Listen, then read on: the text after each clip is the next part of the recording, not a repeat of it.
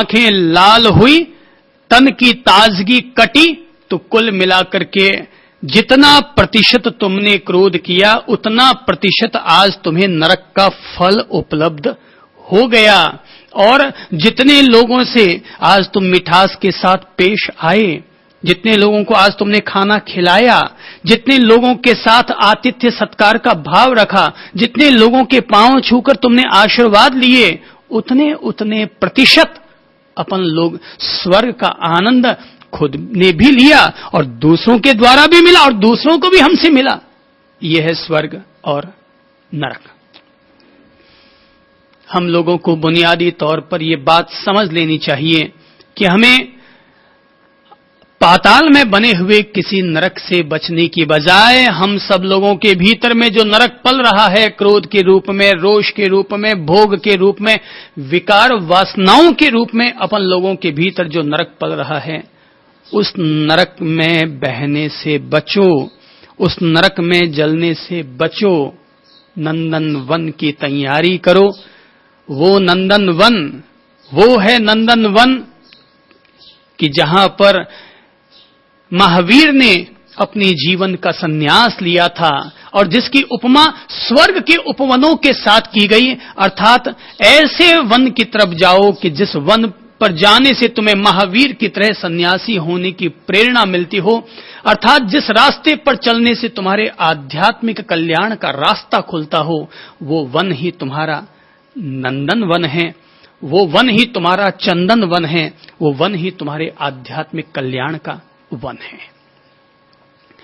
English का शब्द है वन। वन यानी एक, एक यानी अकेला। तो ये रास्ता तो वो है जो एकला चलो रे, अकेले होकर के चलने का रास्ता है। कोई साथ चले वेलकम, कोई न चले तो भी एकला चलो रे। यदि तोरे डाक सुने को न आसे, तो एकला चलो रे। रविन्द्रनाथ टैगोर की बहुत प्रसिद्ध पंक्तियां रही है कि यदि कोई तुम्हारी पुकार को सुनकर के तुम्हारे साथ चलने को कोई तैयार न हो तो चिंता मत करो, तुम अकेले ही निकल पड़ो। आज लगता है तुम अकेले हो, आने वाला कल तुम्हें सूरज मानते हुए तुम्हारी तरफ अपनी नजर उठाएगा और तुम्हारी तरफ अपने कदम बढ़ा देगा। ये मार्ग जिसे कि हम लोग महासती पट्ठान सुत्तम, भगवान श्री बुद्ध के द्वारा दिया गया एक महान उपदेश, जो कि उन्होंने किसी शरद की चांदनी में बैठ करके, किसी अशोक वृक्ष की छाया में और किसी सरोवर के किनारे पर बैठ करके जो उन्होंने उपदेश दिया होगा अपने साधकों को, अपने भिक्षुओं को, अपने श्रावकों को, अपन लोग क्रमशः इन सूत्रों में डूबेंगे, इन सूत्रों का आनंद लेंगे और जैसे कि हजारों साल पहले अनगिनत साधकों ने इस साधना के मार्ग से चल करके, इस अनुपश्यना के मार्ग से चल करके अपने सत्य से साक्षात्कार किया था, अपने दुख और दौर्मनस्य का अवसान किया था, अपने आप को अपने विकारों से मुक्त किया था, ऐसे ही अपन लोग भी मुक्त हो सकते हैं। तो भूल जाएं कौन यहां बैठा है, भूल जाएं कौन आपसे कुछ कह रहा है। अपन सब लोग यही माने कि अपन लोग भी ऐसे ही किसी सरोवर के किनारे बैठे हैं, कोई अशोक वृक्ष की छाया अपन सब लोगों के इर्द गिर्द है और कोई एक बुद्ध उस परम ब्रह्मलोक से साकार होकर के अपन लोगों के बीच में प्रकट हो रहे हैं और जीवन के आध्यात्मिक कल्याण के कुछ आत्म संवाद अपन सब लोगों के साथ कर रहे हैं। जैसे शरद पूर्णिमा की चांद की चांदनी आंखों को सुहाती है, वैसे ही ये साधना का मार्ग भी अपन सब लोगों को सुहाएगा, पर सुहाएगा उसी को ही जो लोग चांद का आनंद लेना चाहेंगे। लोग समझते हैं हनीमून वो है जो पत्नी के साथ मनाया जाता है, जो पति के साथ मनाया जाता है। मैं कहूंगा कभी किसी बुद्ध के साथ रहकर भी हनीमून मनाओ, किसी महावीर के साथ बैठकर भी हनीमून मनाओ, किसी गुरु और सदगुरु के साथ बैठकर भी हनीमून मनाओ, तब पता चलेगा एक शहद टपकता चांद, एक ज्ञान का शहद टपकाता चांद जो अपन सब लोगों के जीवन में एक अद्भुत मिठास, एक अद्भुत रस, एक अद्भुत प्रेम, एक अद्भुत अंतर्दृष्टि संचारित कर सकता है। मार्ग थोड़ा सा कठिन है।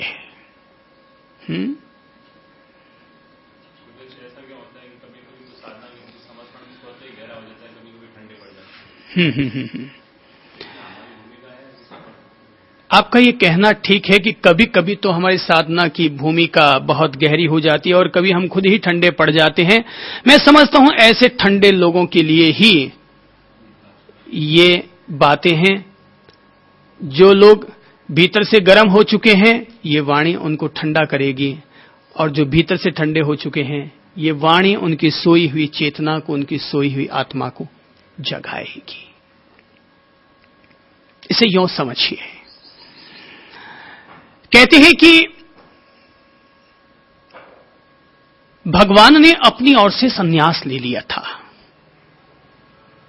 और वर्षों वर्ष तक वे जंगलों में केवल चावल का एक दाना खा करके अपना दिन गुजारने लगे और इतनी सघन तपस्या करते हुए अपने आप को अस्थि कंकाल बना बैठे। इतनी सघन तपस्या की उन्होंने। व्यक्तिगत तौर पर मैं इस तरह की तपस्या में विश्वास नहीं करता कि जिसमें व्यक्ति अपने तन को सुखाने में ही अपने आप को तत्पर करे। मैं मानता हूं तप का उद्देश्य होता है अपने अंतर मन को तपाना, हमारी इंद्रिय द्वारों को तपाना, अपने मन में पले हुए कषायों को तपाना, ताकि वो जल भुन करके राख हो सके। हमारे भीतर जो कर्म के बीज बनते रहते हैं, उन कर्म बीजों को भून डालना, इसका नाम तपस्या है। लेकिन अपन लोग मन की तपस्या पर गौर नहीं करते और तन की तपस्या पर ही केंद्रित हो बैठते हैं। जब मैं अपने किसी साधक को केवल तन को तपाते हुए देखता हूं तो मुझे लगता है ईश्वर उसे माफ करे और उसे वास्तविक तौर पर सद्बुद्धि दे कि वो केवल तन को नहीं वरन अपने मन को, अपनी आत्मा को तपा करके निखारे। तन तो ठीक रहा है, तन तो जरिया है, तन तो माध्यम है, तन हमारा संयमित होना चाहिए, पर तपाने के नाम पर हमें अपने अंतर मन को तपाना चाहिए। तो कहते हैं कि भगवान बुद्ध वर्षों वर्ष हो गए उनको, 5-5.5 वर्ष बीत गए होंगे उनको साधना करते हुए, और सघन तपस्या करते चले गए। जैसा कि उस समय में लोगों में जो जो साधना पद्धतियां थी उन्होंने खूब की। लेकिन एक दिन उन्हें लगा बहुत साधना कर ली, कुछ मिला नहीं। ना आत्मा मिली, ना आत्मदर्शन हुआ, न कोई त्रैकालिक सत्य का उन्हें बोध हो पाया। ऊब गए वो साधना करते करते, थक गए। सोचा कि छोड़ो, अब बहुत कर ली साधना।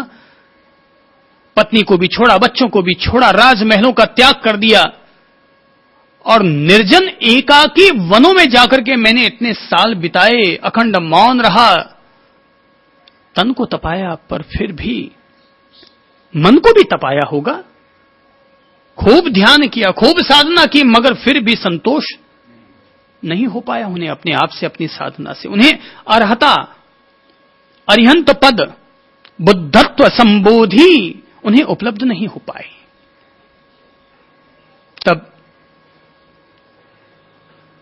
सोचा कि चलो बाहर निकलते हैं यहां से, और निकलकर बाहर आ गए। दूर नजर पड़ी तो उन्हें एक नदियां दिखाई दी, झील नजर आई, कोई तालाब नजर आया बड़ा।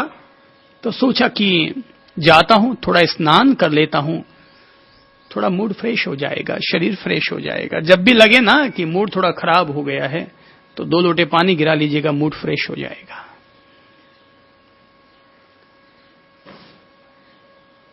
तो भगवान जी, हालांकि वो तब तक भगवान हुए नहीं थे, पर अपन तो सभी को भगवान के रूप में ही देखते हैं।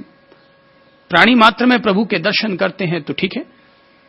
तो बुद्ध वहां से निकल पड़े। गौतम झील के पास पहुंचे, 2-3 डुबकियां लगाई, तो थोड़ी मस्ती आई, ताजगी आई कि तभी उन्होंने देखा, स्नान करके जैसे ही बाहर निकले तो उनकी नजर पड़ी एक गिलहरी पर, और उन्होंने देखा कि एक गिलहरी झील की तरफ जाती है, अपनी पूंछ डुबाती है, बाहर निकल कर आती है, पूंछ को झिझोड़ती है, वापस जाती है तालाब में, झील में, फिर पूंछ डुबोती है, बाहर आती है, पूंछ को हिलाती है, पानी की छींटें गिरती हैं, फिर अंदर जाती है। वो गिलहरी इसी क्रम में लगी हुई है। बुद्ध बड़े आश्चर्य कर रहे हैं कि यार ये गिलहरी बड़ी गजब की है, ना पानी पी रही है, केवल झील में जाती है, पूंछ डुबोती है, बाहर आती है, पूंछ झिंझोड़ती है, 5-10 बूंदे गिरती है और फिर झील में चली जाती है। तो आखिर बुद्ध के मन में जिज्ञासा जग गई थी और उन्होंने बुद्ध से पूछा कि भाई गिलहरी एक बात तो बताओ। बोले कहो महात्मन। तो बोले कि मेरे मन में यह जिज्ञासा उठ रही है कि तुम बार बार झील में जाती हो, पूंछ डुबोती हो, बाहर निकल कर आती हो, झिंझोड़ती हो और फिर यही क्रम कर रहे हो, क्या है इसका मतलब? ये सब तुम क्या कर रही हो? तो गिलहरी ने कहा महात्मन, हकीकत यह है ये झील बड़ी दुष्ट है। बोले दुष्ट कैसे है? बोले झील इस रूप में दुष्ट है कि इसने 2 दिन पहले मेरे अंडों को अपने पानी के बहाव के साथ बाहर डाला, वे अंडे फूट गए, मेरे बच्चे मर गए। ये वो झील है जिसने मेरे बच्चों की हत्या की है, मैं इसको अब जीवित नहीं रखूंगी, मैं इस झील को सुखाकर रहूंगी। बोले कैसे सुखाएगी? तो बोले कि मैंने निर्णय कर लिया है कि मैं इस झील में अपनी पूंछ डुबोऊंगी और बाहर ला करके इस पानी की छींटें बाहर गिराऊंगी। बुद्ध मुस्कुराए और कहने लगे अरे बेवकूफ गिलहरी, अरे जरा ये तो बताओ कि ये झील इतनी बड़ी है और तुम्हारी पूंछ इतनी छोटी है, तुम बगैर बर्तनों के भी और किस तरीके से इस झील को खाली कर सकती हो? सोचो तो सही कि तुम्हें एक झील को खाली करने में कितने जन्म लग जाएंगे। गिलहरी ने कहा महात्मन, महत्वपूर्ण यह नहीं है कि इस झील को खाली करने में कितने जन्म लगेंगे, महत्वपूर्ण यह है कि मैं इस झील को खाली करके ही रहूंगी, भले ही इस झील को खाली करने में मुझे 100 जन्म भी और क्यों न लगा देने पड़े।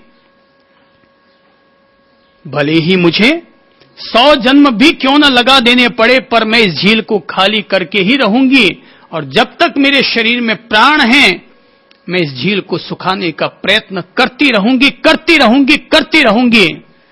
बुद्ध मुस्कुराए और गिलहरी को धन्यवाद देते हुए कहा बहन, तुम्हें बहुत बहुत साधुवाद है क्योंकि तुमने मेरी भटकी हुई चेतना को फिर से रास्ता दे दिया है। तुमने मेरी भटकी हुई चेतना को फिर से रास्ता दे दिया है। मैं तो ठंडा होकर के आया था वहां से कि मुझे आत्मदर्शन नहीं हुए, मैं छोड़ छोड़ा के निकल जाता हूं, लेकिन तुमने मेरी ठंडी हुई हो चुकी चेतना को फिर से जगा दिया है। और कहते हैं तब बुद्ध फिर वापस उसी कंदरा की तरफ चले जाते हैं जिसको छोड़कर वे झील की तरफ आते हैं। फिर दूने उत्साह के साथ लग जाते हैं। बुद्ध की गुरु कोई इंसान नहीं बनता, महावीर और बुद्ध जैसे लोगों के गुरु तो ऐसे ही कोई सिंह, ऐसे ही कोई गिलहरी, ऐसे ही कोई सांड, ऐसा ही कोई जानवर बना होगा।